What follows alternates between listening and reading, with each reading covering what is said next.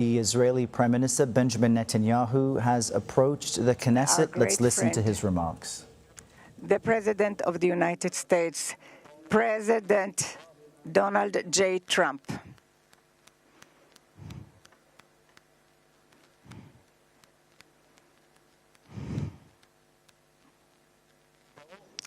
Welcome to Jerusalem, our eternal capital. Welcome to Israel in this moving day, exciting day, that will be inscribed in the history, on the annals of Israel. And you too, Mr. President, will be inscribed in the history of our nation. And you are already inscribed in the history of the world. And we remember our friends. We know your part, your important part, and the determined part of the return of the hostages in this day, when we were informed today, an hour ago, that all our live hostages returned back to us. What excitement.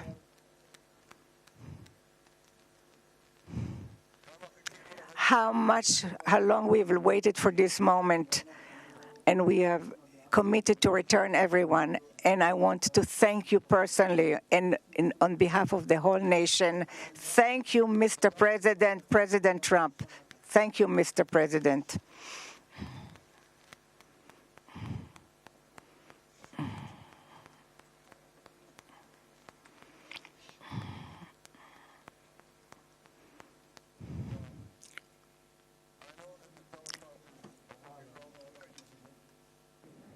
But I'm not sure about the translation, so I'll say words in English. President Trump, the Knesset welcomes you and your distinguished delegation to Jerusalem, our eternal capital.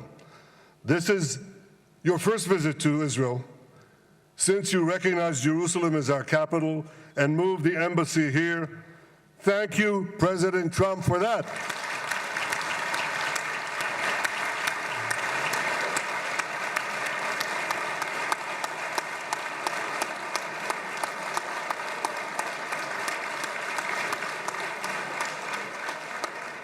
There are many other reasons to thank you since your last visit here. Thank you for recognizing Israeli sovereignty over the Golan Heights.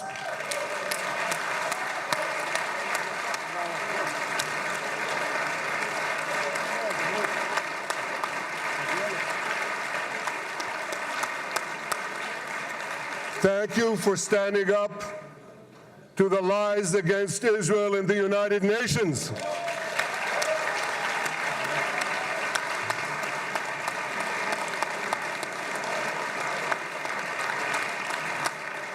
Thank you for recognizing in your 2020 peace plan our rights in Judea and Samaria, the ancestral homeland of the Jewish people.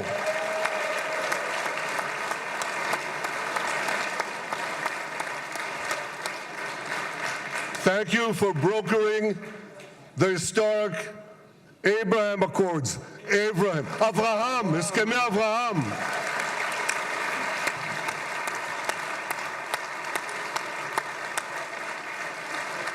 Thank you for withdrawing from the disastrous Iran nuclear deal.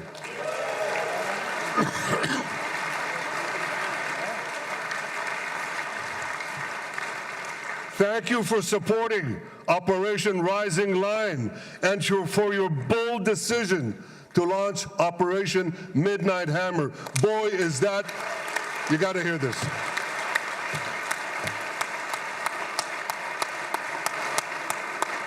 This is the most fitting name ever named for a military operation, because a little after midnight, you really hammered them. Oh, yeah. My friends, this is only a partial list, but it's enough to affirm what I've said time and again. Donald Trump is the greatest friend that the state of Israel has ever had in the White House.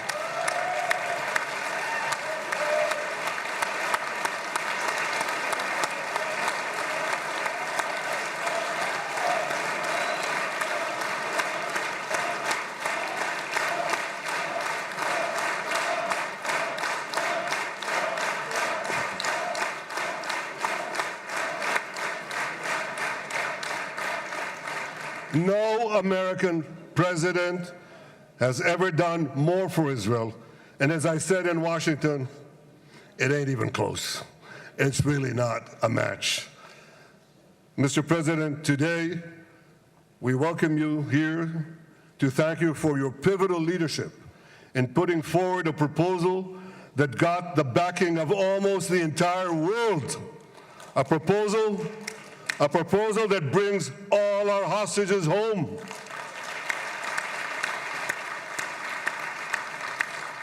A proposal that ends the war by achieving all our objectives. A proposal that opens the door to an historic expansion of peace in our region and beyond our region. Mr. President, you are committed to this peace. I am committed to this peace. And together, Mr. President, we will achieve this peace. We've done it before. We've done it before in the Abraham Accords, and we'll do it again. Mr. President, today the Jewish calendar marks the end of 2 years of war. That war began on October 7th, on the Jewish festival of Simchat Torah.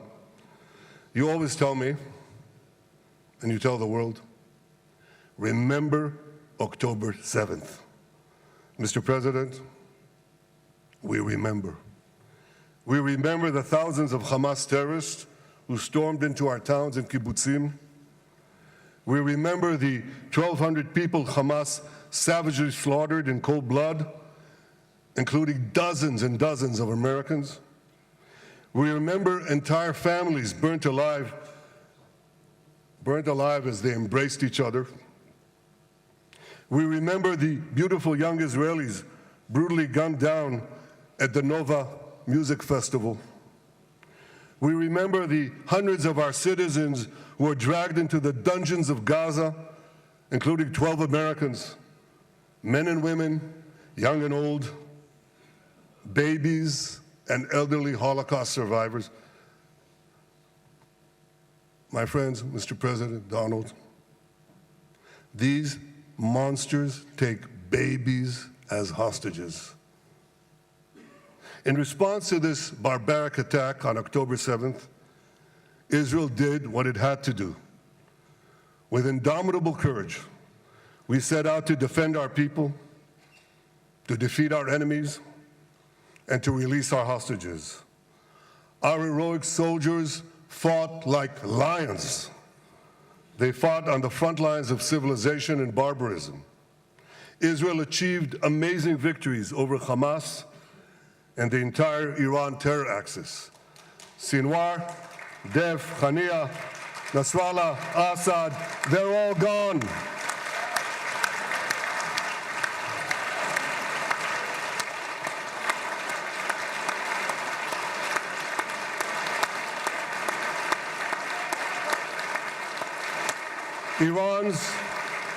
Iran's nuclear weapons and ballistic missile program, with your enormous help, Mr. President, rolled back.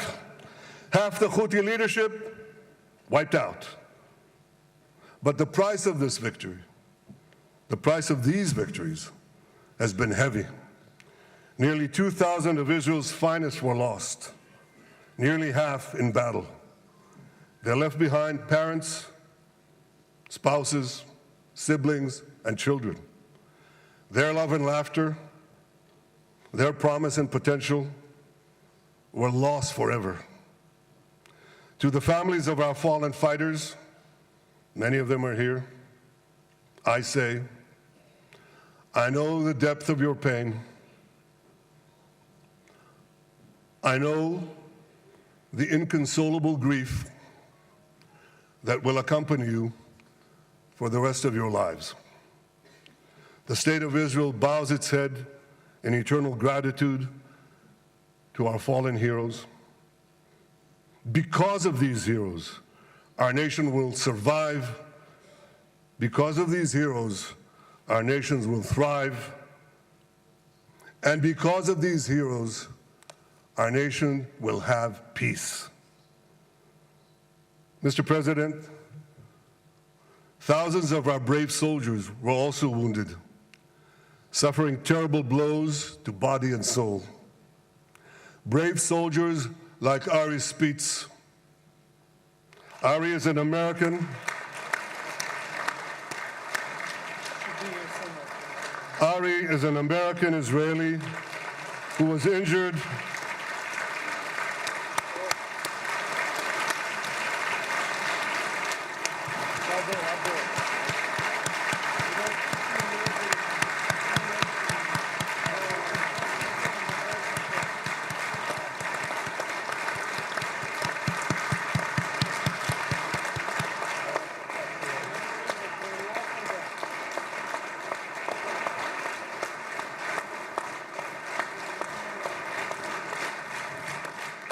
Ari is an American Israeli who was injured in Gaza while searching for Hamas terrorists and weapons. 2 of Ari's comrades were killed in this action, and 10 were injured. Ari was presumed dead, but made a miraculous recovery despite losing 3 limbs. Ari, stand up for a minute alone. Stand up. There you go. There. Ari, you are the spirit of Joshua. You are the spirit of David. You are the spirit of the Maccabees. You are the spirit of Israel. I salute you. We all salute you.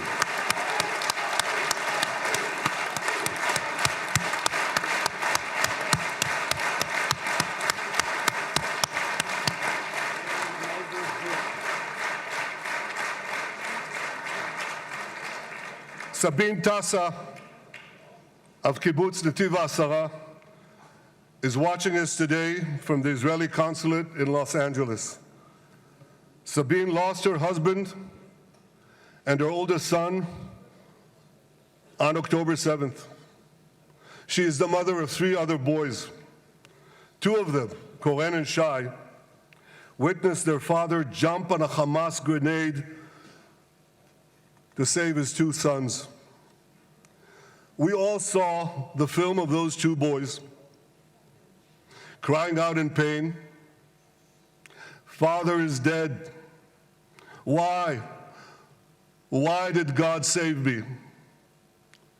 Mr. President, my friend Donald, I've seen some very tough things in my life, but I couldn't bring myself to watch those boys suffering again. So I didn't see this film except once.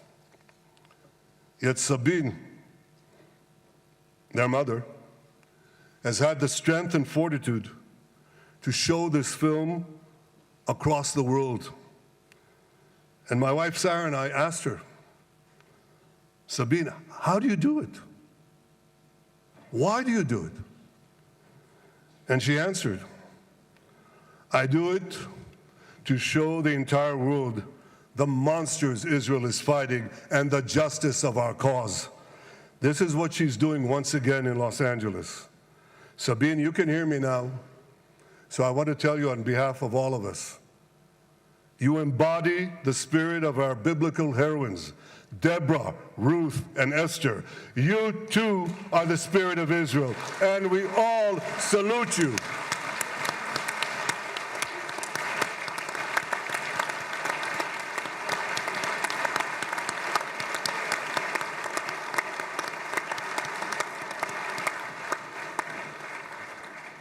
Mr. President, you asked me on our many conversations during the 12-day war with Iran, you asked me, how are the people holding up? And I said to you, our people are strong. Israelis are a nation of lions with unlimited resolve to defend our country and secure our future. The people give strength to our soldiers, and the people give strength to me and to my colleagues. The Jewish people have risen from the ashes time and again, but when we formed the State of Israel and the Army of Israel, we pledged never again would be defenseless against our enemies. And that resolute strength not only assures our survival, it assures our future, it assures peace.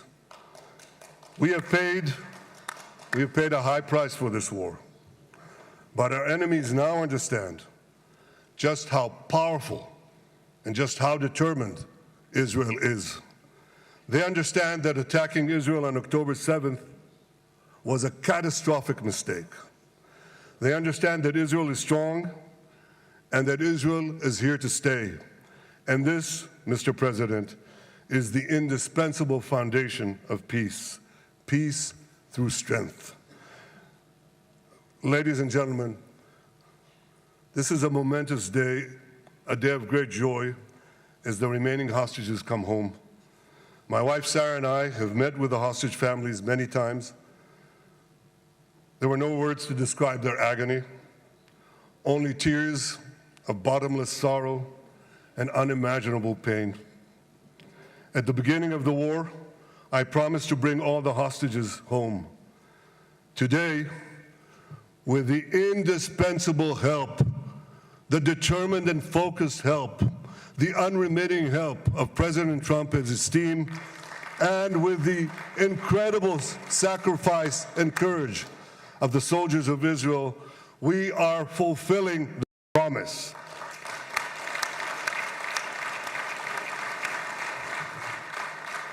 It has been a long journey to get here. In the first week of the war, our brave soldiers put military pressure on Hamas, and the international community put diplomatic pressure on them.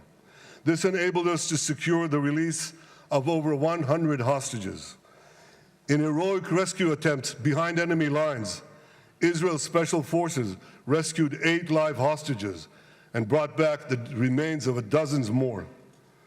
But as time went on, we all know what happened. The diplomatic pressure was turned on its head. More and more governments bought into Hamas's false propaganda. More and more governments succumbed to anti-Semitic mobs in their own countries. They just turned on Israel. They called for us to surrender to Hamas demands, just leave Gaza immediately, they said, end the war without committing to disarm Hamas, without committing to demilitarize Gaza. Had Israel succumbed to those demands, not only would Sinwar, Nasrallah, Assad, and Iran's missile and nuclear program remain intact. Not only that, because in no time, the Hamas killers would be back on the border fence, ready to repeat the horrors of October 7th again and again, as they vowed to do. But just at that point of maximum pressure on Israel, a man named Donald J. Trump was elected President of the United States.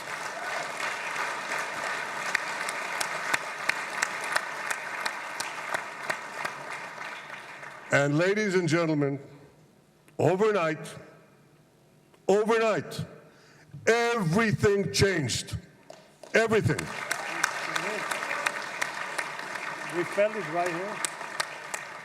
Mr. President, thanks to your unequivocal backing of Israel, we secured a second hostage deal within weeks of your election.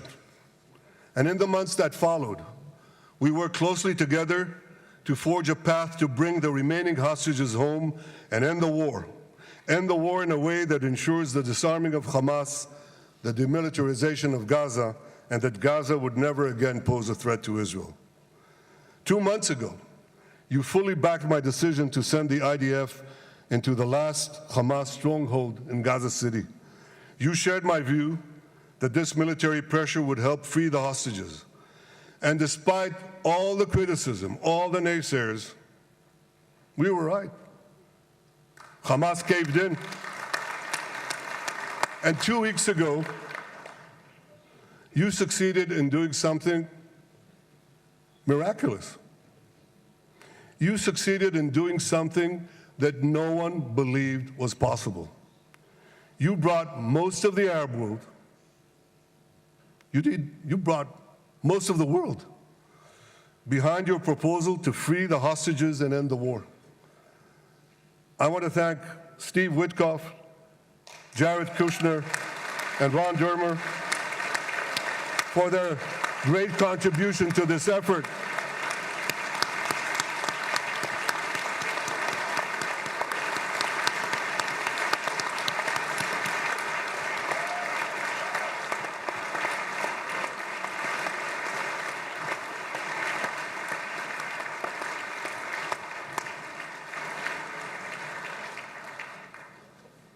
And I want to thank our negotiating team. I believe that the close cooperation between the two of us, between our two nations, combining Israel's military pressure and President Trump's unmatched global leadership. I have to tell you, I've seen a lot of American presidents. I've seen them all in the time that I've been here, and I've been here quite a lot of time. I've never seen anyone move the world so quickly, so decisively, so resolutely as our friend President Donald J. Trump.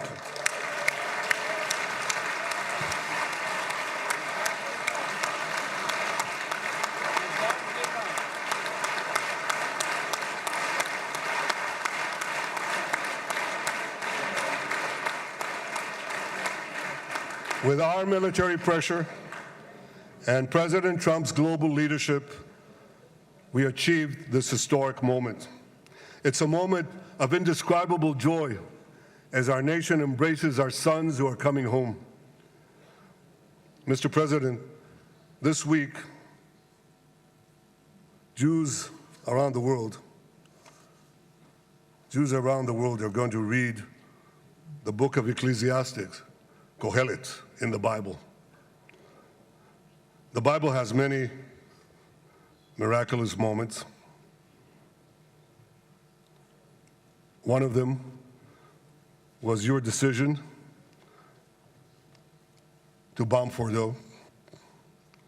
I think it was a pivot of history because it wasn't meant only to bomb Fordo. That action and your previous action of taking out Qasem Soleimani, the architect of death, I think that changed the balance of power in the world. You brought America back again to the driver's seat.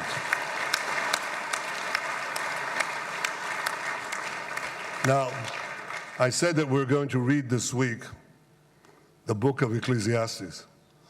It's not a book of action.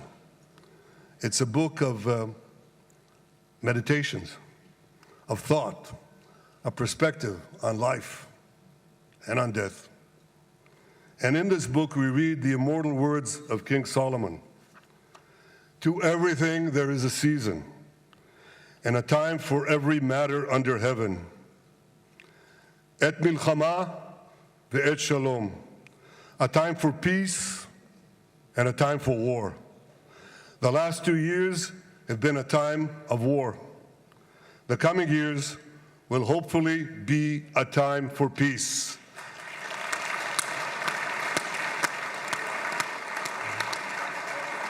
Peace inside Israel and peace outside Israel.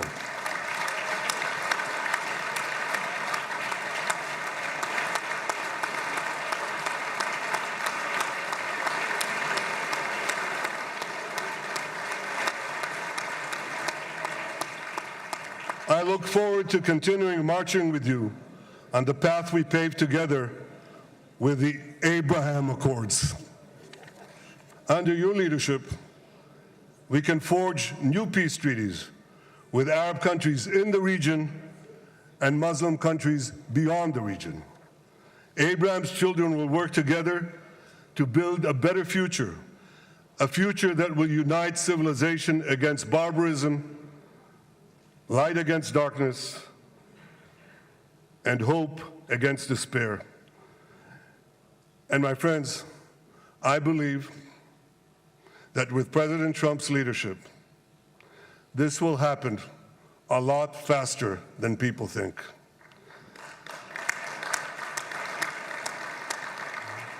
As Prime Minister of Israel, I extend my hand to hold those who seek peace with us. No one wants peace more than the people of Israel. Israel will always remain vigilant in defending itself, and Israel will always remain full of hope.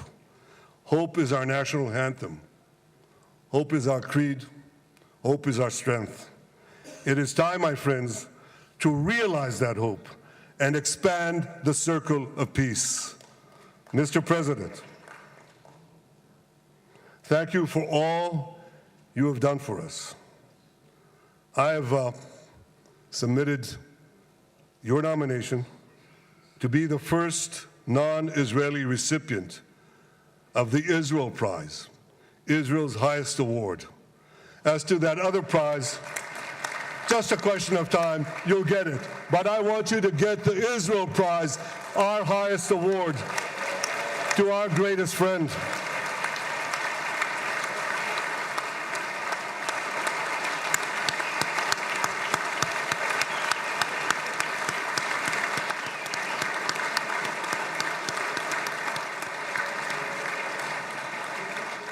When others were weak, you were strong.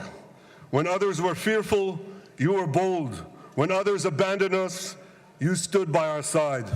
On behalf of the government and people of Israel, I thank you for your extraordinary friendship. Thank you for helping bring our hostages home. Thank you for supporting Israel's march to victory. Thank you for paving a path to peace. מכובדי נשיא ארצות הברית, ידידי דונלד, Honorary ברוך הבא President, לישראל, welcome to Israel. ברוך הבא לירושלים, Welcome to Jerusalem. ברוך הבא ביום המרגש הזה, Welcome to שהחיינו this וקיימנו exciting day והגיענו לזמן הזה. brought us to this day.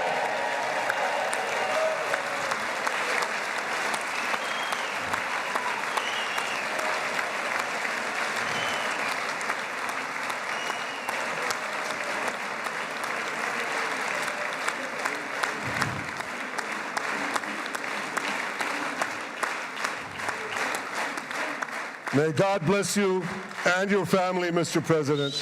May God bless America. May God bless Israel. And may God bless the covenant between our two promised lands. Thank you, Mr. President.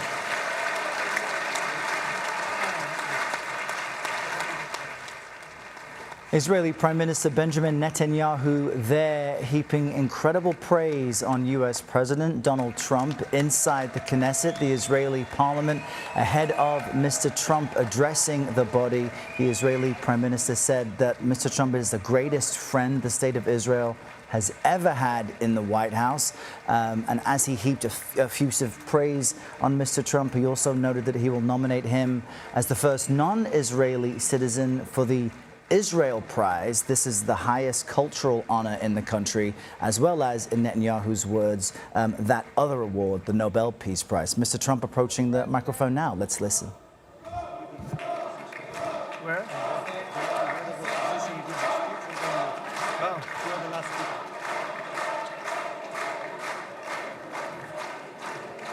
Come on up, opposition. Come on, opposition. Yeah, okay.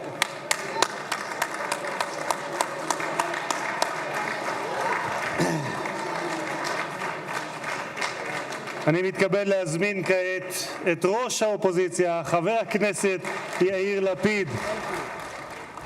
Perhaps a sign of how excited the U.S. president is to address the Knesset. He stepped up a bit early. The next person to speak is the opposition leader there. And immediately concluding those remarks, President Trump will address the Knesset with his views on this momentous moment. If you're just joining us, all living Israeli hostages have been released by Hamas and returned to Israel, where they're currently undergoing medical treatment and reunification with their loved ones. At the same time, scores of Palestinian prisoners and detainees in Israel have been seen in buses en route through Israel on way to where they will end up. This is a significant moment in the ongoing war between Israel and Hamas. The bombs have stopped falling in Gaza. The hostages, all living hostages, have been released. And now Mr. Trump is in the region en route to Sharm el-Sheikh in Egypt, where he will be part of a massive summit to now decide what phase 2, the next steps of this peace agreement, will be. We've got a team of correspondents in the region and here with us here at the CBS News Broadcast Center to understand all of this. I'm Errol Barnett, and next to me you're looking at Courtney Kealy, our CBS News Middle East reporter, who was listening in to everything we've just been watching. And what's remarkable, Courtney, as you and I were speaking about this, is there's details emerging that it really all came together perhaps in the past week or so that got us to a place we haven't been in so long. So how did we get to this unusual place now? Well, it came about in the 11th hour, literally last Wednesday night in the 11th hour, right before midnight. Now, our Margaret Brennan has confirmed with 2 sources this is exactly what went down. The Hamas negotiators were unsure whether there would be guarantees after this hostage release of the 20-point plan being implemented. Now, President Trump had given permission to his top envoys, Steve Witkoff and Jared Kushner, his son-in-law, to actually meet with Hamas negotiators. And in the 11th hour on Wednesday night, they left their villa in the Four Seasons in Sharm el-Sheikh. They were ushered into a different villa by Qatari leaders, Turkish and Egyptian intelligence chiefs, where they met with the top 4 Hamas negotiators, including Khalil al-Hayya. They shook on it. Now, this was the second time the U.S. administration, President Trump's administration, had gone out of the playbook and met with Hamas negotiators. That also happened last spring, and that was a direct result was the release of Aidan Alexander. And what's key about that is up until then, it had been indirect talks negotiated by Qatari and other officials because the U.S. has designated Hamas a terror organization. So technically speaking, it's not standard procedure for them to speak directly or negotiate directly with them. Or shake hands with terrorists. Right. To guarantee a deal.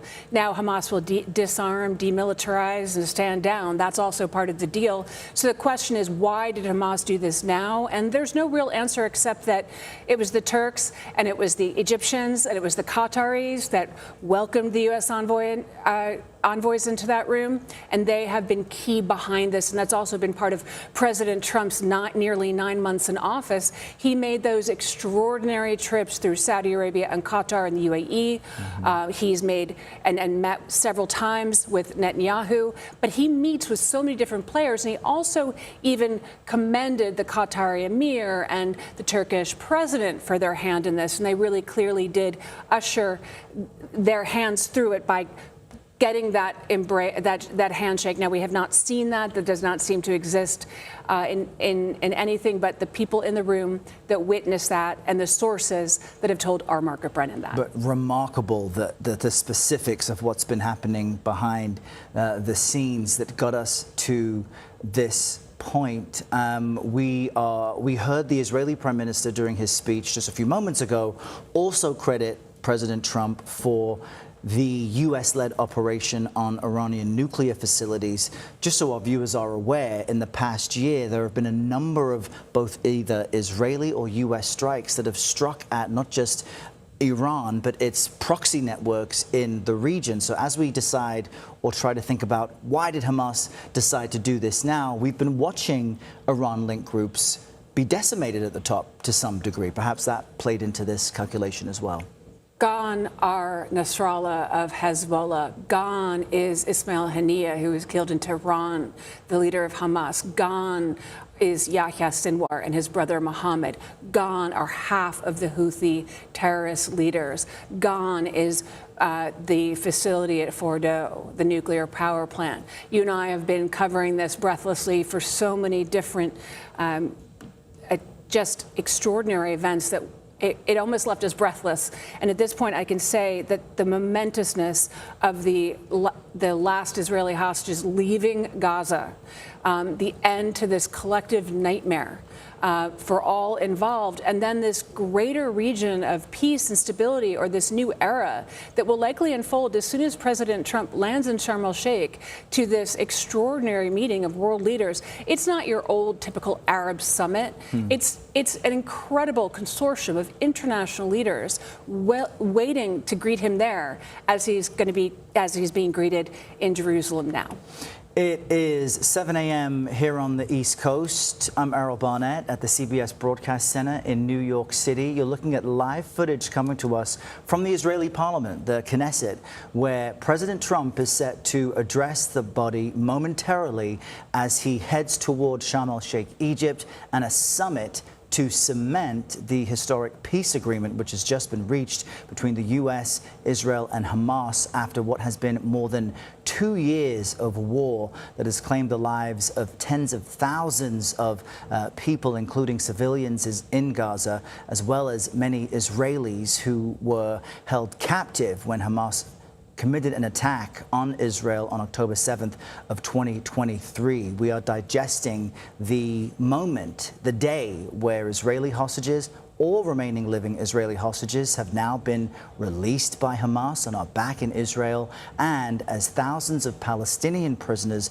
have been seen being transported on buses through Israel ahead of what should be a discussion on the phase 2, the next step of this historic peace agreement. President Trump set to address the parliament momentarily. Israeli Prime Minister Benjamin Netanyahu just addressed the body, calling Mr. Trump the greatest friend that Israel has ever had in the White House. You're looking now at an opposition leader who is speaking ahead of President Trump's remarks. CBS News reporter Haley Ott is in what's become known as Hostage Square in Tel Aviv, Israel. It is much more celebratory in tone and mood today. Haley, help us understand the relief and joy you're seeing there.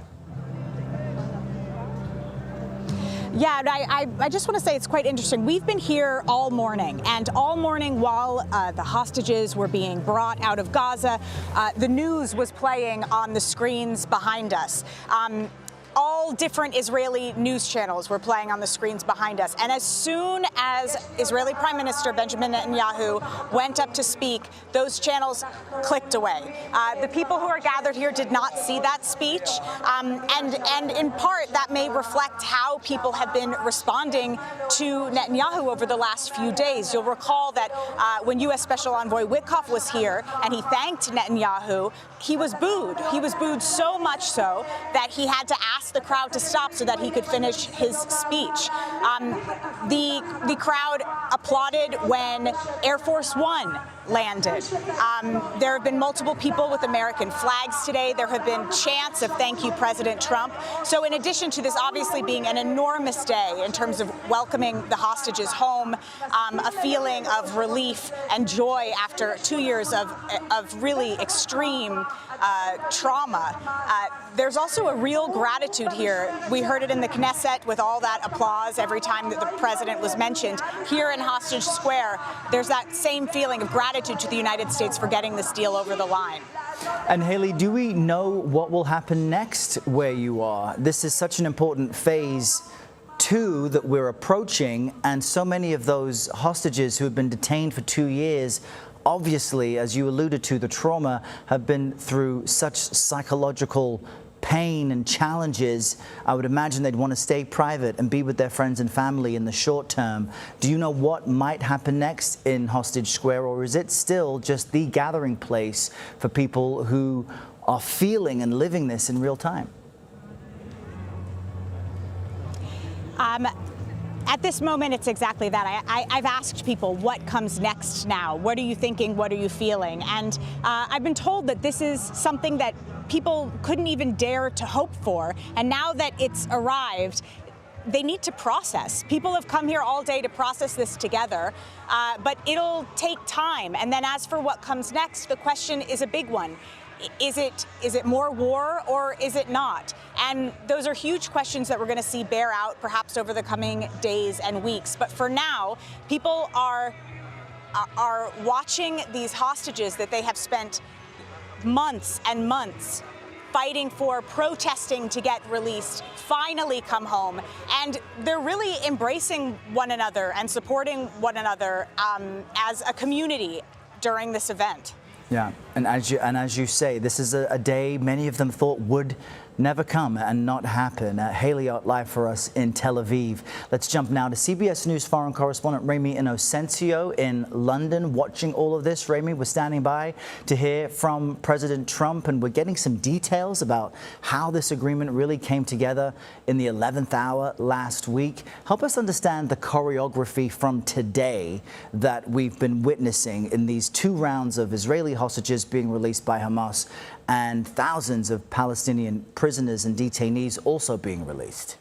Errol, absolutely. And I want to pick up on something that my colleague Haley Ott just said. While at Hostages Square, those Israelis celebrating did not see that speech that we saw. What we did not see as well was the release of the Palestinian detainees in Ramallah. I will note that the timing happened almost exactly to the minute, really. We saw some of those buses pull into Ramallah. We understand that Israel has wanted to stop any scenes of joy or jubilation or Hamas flags of support for these Palestinians coming out, 250 of which we know have been serving life sentences. In total, nearly 2,000 that are being released. So there is some choreography, some intent there, as we've been covering this over the past few years of the war. There's always a reason for something. Now, as we wait for potentially more images of those detainees, we're also waiting for potentially later today of the release of the dead Israeli hostages still in Gaza. Those total 28. Right now, we have been seeing the scenes of jubilation, of joy. Of course, they do want to lead with that, but of course, the more, I suppose we can say, grim work is at hand for the transfer of the remains of those 28 Israeli hostages as well. In addition, in short order, according to Trump's peace plan, we should be expecting the delivery of aid, the delivery of mass food aid. According to the Trump plan, full aid. The number, 600 aid trucks that has been talked about from the United Nations, from World Food Program, saying that this is what is needed. We understand that from yesterday, only 173 food trucks came in. Still so much more needed, but we are expecting that should this continue on track, that the dead Israeli hostages will be returned, and then full food aid will come in. We also understand that at least the Rafah crossing with Egypt has already been opened for aid delivery. And an Israeli official has told CBS News that trucks, I'm reading here, carrying food, medical equipment, shelter equipment, as well as cooking gas, are set to enter in the coming days. So these are the nearest things that will happen over the next several hours. And I see President Trump about to take the stand here. Errol, I'll send it back to you.